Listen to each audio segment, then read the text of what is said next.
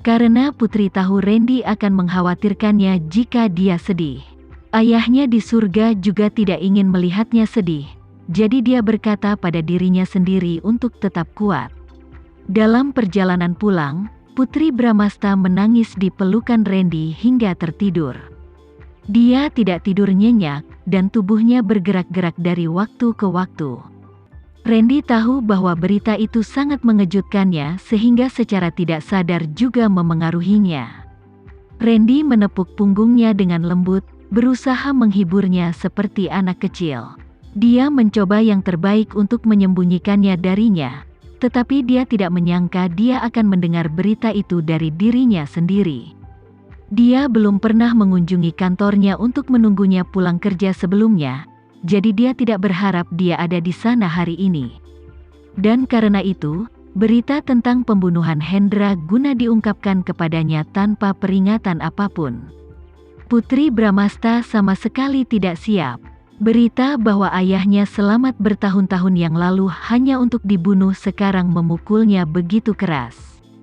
Saat itu, Randy bisa mengerti betapa sakitnya dia. Tapi tidak masalah jika dia memahaminya. Dia tidak bisa mengalihkan rasa sakitnya ke dirinya sendiri. Dia berkata bahwa dia akan melindunginya dengan baik dan tidak pernah membiarkannya terluka, tetapi itu tetap terjadi. Memikirkan hal itu, cengkeraman Randy di sekitar Putri semakin erat. Betapa dia berharap bisa membangkitkan Hendra Guna agar mereka bisa berdamai satu sama lain. Ketika mereka sampai di rumah, Putri Bramasta belum bangun.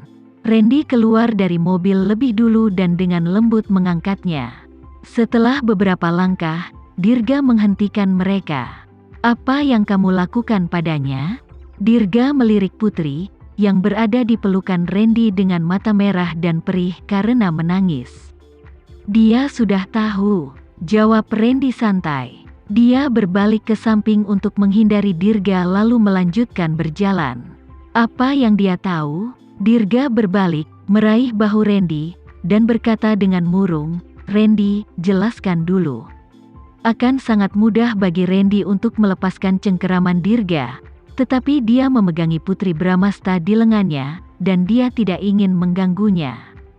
"Singkirkan tanganmu dariku," Randy memelototinya, matanya dingin dan menakutkan. "Jika kamu berani menyakitinya dengan cara apapun, aku akan membunuhmu." Dirga mengepalkan tinjunya dan tidak ingin melepaskannya. Dirga dibutakan oleh kecurigaannya terhadap Randy, jadi bagaimanapun dia melihatnya, Randy bukanlah pria yang baik. Dalam 2 hari terakhir, dia memikirkan penyamaran yang dikenakan Randy. Jika dia membuka topengnya, seberapa menakutkankah wujud aslinya? "Dirga," teriak Randy. "Randy, berikan dia padaku." Dirga tidak mundur. Dirga tidak tahu kenapa Putri Bramasta menangis, tapi sebagai kakaknya, dia harus melindunginya. Dia juga teringat kata-kata terakhir ayahnya, memintanya untuk menyelamatkannya dari Randy. Sekarang dia mengidentifikasi Randy sebagai orang jahat, dia secara alami mengira dia menindas Putri. Pertengkaran mereka membuat Putri Bramasta mengerutkan kening, dan dia mengedipkan matanya. "Ada apa dengan kalian berdua? Apa kalian akan bertengkar?" Melihat Dirga mengingatkannya pada ayahnya, dan dia juga mengerti mengapa Dirga menangisi ayah mereka ketika dia sakit sehari sebelumnya. Ayah mereka ada di rumahnya, namun dia diculik dan dibunuh. Putri Bramasta hanya bisa membayangkan betapa bersalahnya dia. Memikirkan hal itu, mata Putri Bramasta mulai membengkak lagi. "Kakak." "Putri, kamu baik-baik saja? Apakah Randy melakukan sesuatu padamu?" Melihat mata Putri Bramasta membengkak, Dirga menjadi cemas dan dia mengulurkan tangan untuk merebutnya dari Randy. Randy lebih cepat. Dia mengelak ke samping dan meletakkan Putri Bramasta dengan kuat di tanah. "Kakak, aku baik-baik saja." Putri Bramasta menggelengkan kepalanya. "Aku tahu segalanya tentang ayah kita." "Kamu tahu segalanya?" Dirga menatap Putri, lalu ke Randy, lalu kembali ke Putri, Apa yang dia katakan padamu? Dia yakin Randy pasti mengarang cerita palsu untuk diceritakan padanya. Pembohong itu. Dia menyuruhnya untuk tidak memberitahunya dulu, namun dia memberitahunya sendiri. Dalam hal ini, dia pasti melakukannya sehingga dia akan berada di atas angin. Dia mungkin ingin Putri Bramasta percaya apapun yang dia katakan sehingga dia tidak percaya kebenarannya. Itu langkah yang bagus, Randy. Putri Bramasta berjalan ke Dirga dan memegang tangannya. Kakak, kamu harus memberitahuku jika ada sesuatu di masa depan dan tidak menyembunyikannya dariku. Kamu tidak bisa menahan rasa sakitnya sendiri. Aku adikmu. Jika kamu tidak memberitahuku, siapa yang ada di sana untuk kau ajak bicara? Dirga memeluknya. Saat dia ada, dia paling mengkhawatirkanmu. Ayo kita pergi mengunjunginya besok. Aku baru saja mengunjunginya. Putri Bramasta mengedipkan matanya. Kakak, tidak peduli apa, mari kita beri dia pengiriman yang layak dulu. Dirga sangat mencintai saudara perempuannya, jadi dia mendengarkan apapun yang dia katakan. Dia menyetujui sarannya. Hendra Guna memberitahu Dirga sebelumnya bahwa dia ingin mengunjungi Busan lagi. Jadi mereka berdua membawa Gucinya ke sana. Dirga kemudian mengusulkan untuk menguburkan Hendra Guna di samping Ibu Putri.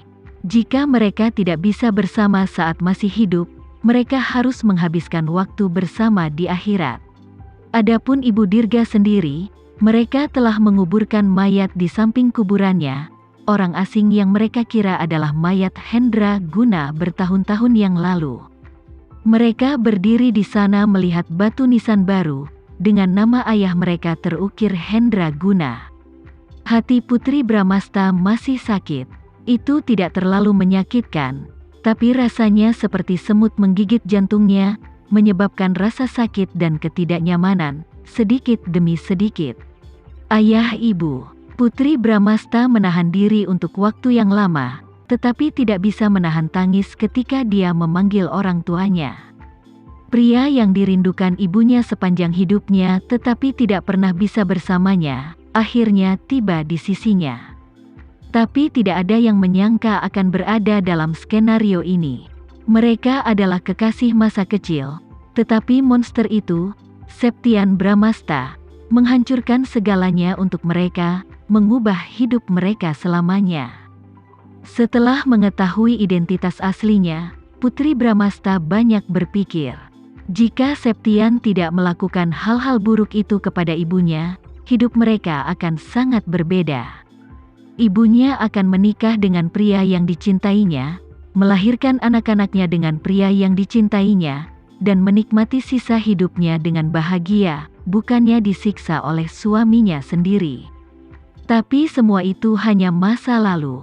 Ayah dan ibunya akhirnya dipertemukan kembali di surga. Sekarang mereka akan bersama selamanya, dan tidak ada yang bisa memisahkan mereka lagi. Tepat ketika Putri sedih, telapak tangan yang tebal dan hangat memeluk pinggangnya tepat waktu, dan dengan lembut memindahkannya ke pelukannya. Jika kamu ingin menangis, menangislah dengan keras. Putri juga tidak ingin menahannya secara paksa, dan membenamkan kepalanya di pelukan Randy dan menangis bahagia. Dia disengaja sekali, dan setelah menangis, dia hidup dengan baik lagi. Randy tidak mengerti seberapa keras seorang wanita menangis. Setidaknya dia tidak pernah tahu bahwa seorang wanita di keluarganya bisa menangis begitu keras sebelumnya. Dia menangis selama setengah jam. Dan Putri melepaskan tangisannya. Dia tidak bisa mendengarkan apa itu. Dia tidak bisa membujuknya. Dia hanya bisa melihat Putri menangis. Menangis dengan cepat, Putri menyeka air matanya di baju Randy, mengangkat kepalanya, mengedipkan matanya yang merah dan bengkak, dan menatapnya dengan malu. Jika aku menangkap pembunuh ayahku, apa yang akan kau lakukan? Dia akan mengatakan sesuatu kepada Randy. Suara Dirga tiba-tiba terdengar dari telinganya, dan Putri menoleh untuk melihat mata suramnya jatuh padanya. Tentu saja aku ingin membalaskan dendam ayahku. Membunuh untuk membayar nyawanya dibenarkan, ide putri sesederhana itu. Tentu saja, Putri Bramasta tidak berpikir bahwa harus ada standar ganda. Aku sudah mengirim orang-orangku untuk menemukan pembunuhnya, dan kita akan segera mendengarnya. Serahkan saja padaku. Randy tidak ingin Putri Bramasta terlibat dalam urusan berdarah itu. Maka kita harus memuji para bangsawan dan terima kasih untuk itu, Direktur Randy. Dirga berkata dengan nada yang aneh, sambil memberinya tatapan dingin dan berbalik.